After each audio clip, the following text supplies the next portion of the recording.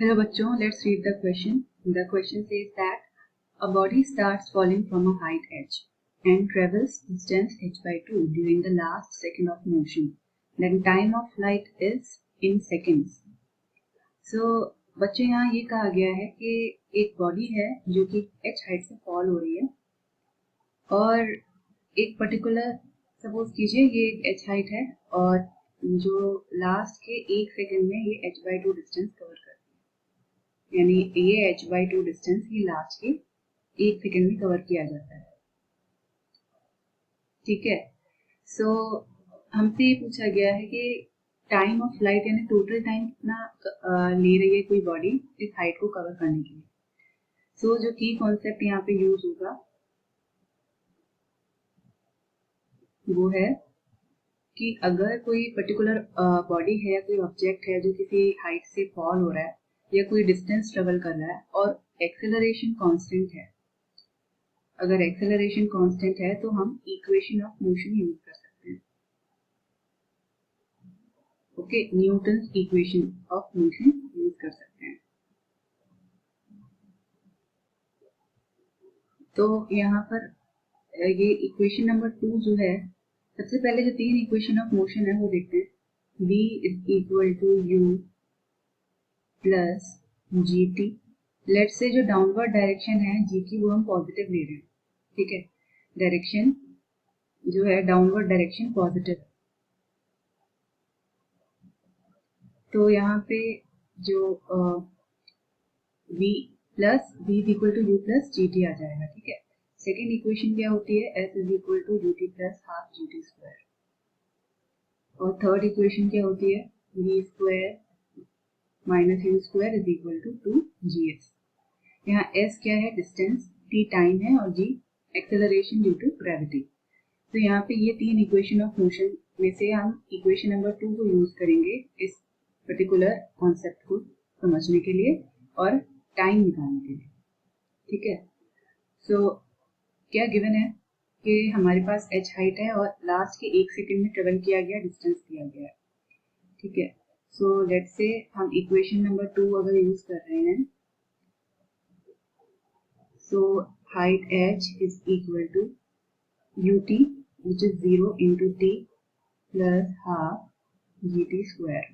तो यहाँ initial velocity जो है वो 0 है, जो भी ऑब्जेक्ट है उसको हम इनिशियली 0 वेलोसिटी से फॉल कराया गया है, तो h क्या हो जाएगा, gt square, half gt square. ठीक है, इसी तरीके से जो लास्ट के 1 सेकंड में जो डिस्टेंस कवर किया गया है, लेट्स से ये हाइट h है और h by 2 डिस्टेंस कवर किया गया है लास्ट 1 सेकंड में। सो मान लेते हैं कि अगर इस पूरे डिस्टेंस को ट्रेवल करने के लिए t टाइम लगता है, तो initial t is equal to 0 से हमने यहाँ बॉडी ड्रॉप की होगी, t is equal to t पर बॉडी जो भी ऑब्जेक्ट है वो ग्राउंड में पहुंच गया होगा, ग्राउंड को स्ट्राइक कर गया होगा। तो इन बिटवीन जो डिस्टेंस ट्रेवल किया किसी पर्टिकुलर टाइम t पर, तो हम यहाँ लिख सकते हैं कि इनिशियल से अगर हम मान रहे हैं t इज इक्वल टू 0 से, तो ये जो डिस्टेंस होगा ये t माइनस 1 होगा, t माइनस 1 सेकेंड। ठीक है, तो प्रॉपर पर्टिकुलर हाइट को ट्रेवल करने के लिए टोटल टाइम t लगा, इनिशियल टाइम 0 था और लास्ट का 1 सेकेंड का जो टाइम है वो h by 2 हाइट कवर करने में चला जाता है।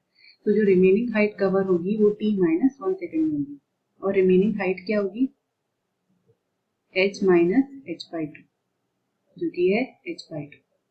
ये जो डिस्टेंस है ये कवर होता है t माइनस 1 सेकेंड में। ओके, सो अब यहाँ पे अगेन इक्वेशन, सेकेंड इक्वेशन का यूज करेंगे। So h by 2 is equal to 0 into t plus half g t minus 1 whole square। यहाँ पे भी t minus 1 आएगा। अगेन यहाँ u is equal to 0 ही होगा क्योंकि हम इनिशियल से कंसिडर कर रहे हैं, तो ये प्रॉपरली वैलिड होगा कि u 0 लिया जाए।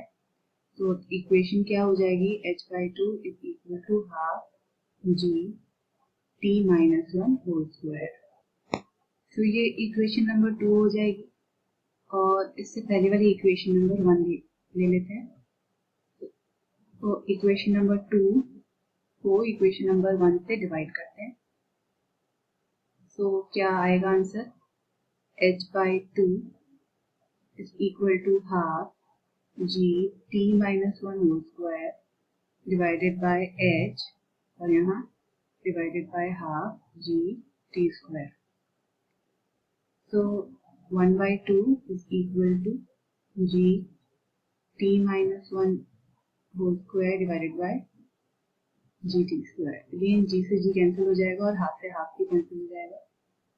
ओके, तो यहाँ क्या बचेगा? हम रूट ले सकते हैं, स्क्वायर हटा सकते हैं, तो 1/√2 is equal to t minus 1/2। Okay, again 1/√2 is equal to 1 minus 1/t। So यहाँ से हम देख सकते हैं 1/t is equal to 1 minus 1/√2। यहाँ पे आप चेक कर सकते हैं 1/1 minus 1/√2 is equal to 1/t हो जाएगा। तो 1/t is equal to √2 minus 1/√2। So यहाँ t क्या हो जाएगा? इसको रिवर्स कर लेंगे, √2 माइनस 1, और इसे रैशनलाइज कर लेंगे, √2 plus 1 divided by √2 plus 1। So t is equal to √2 into √2 plus 1 divided by 2 minus 1. So it will be equal to 2 plus √2. ये हो जाएगा टोटल टाइम इन सेकेंड। तो ये आंसर आएगा। ये बताता है कि टोटल हाइट h को कवर करने के लिए कितना टाइम लगेगा। सो ऑप्शन चेक कर लेते हैं। 2 plus √2. So option number B is correct. I hope you understood it well. Best of luck.